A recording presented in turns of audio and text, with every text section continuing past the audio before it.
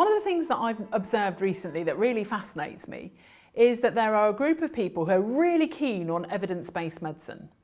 And yet, within that group, there is a smaller group who just really don't want to take on board the evidence that's coming out about the effects of rudeness and civility.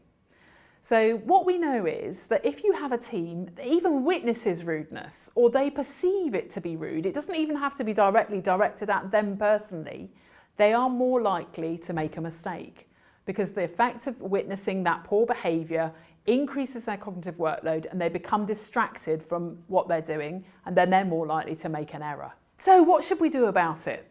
Well, my opinion is that we need clear behavioural frameworks, and I think really that's going to be set at sort of board level. We need top level buy-in so that actually we decide what is acceptable and what is not acceptable.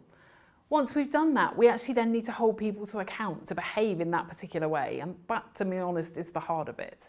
So what I sometimes hear is that Mr. So-and-so is a great surgeon, but actually he's not very good with the theatre staff. Well, to me, actually that doesn't cut it. What we know is that actually if you're not good with the staff, that you're more likely to cause an error, so therefore you can't be a great surgeon. For me, it's a whole package.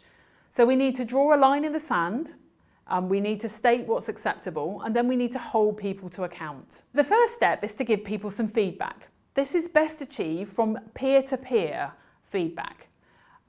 Once that's been happening, if that's still not having an effect, then the next step is to move into either performance management or capability management. If after retraining and support, people still refuse to change their behaviour, I think it's time for us to grow some teeth. I think we need to hold them to account, and actually if they don't perform and they refuse to change their behaviour, I think perhaps they should consider doing something else. It may sound like a bit of a cliche, but I think we need to take behaviours as seriously as we take a lot of the other things. And the cliche is the standard you are willing to walk past is the standard you are willing to accept. And I think when we start to take behaviours as seriously as we take some of the other standards, then we're going to start making progress.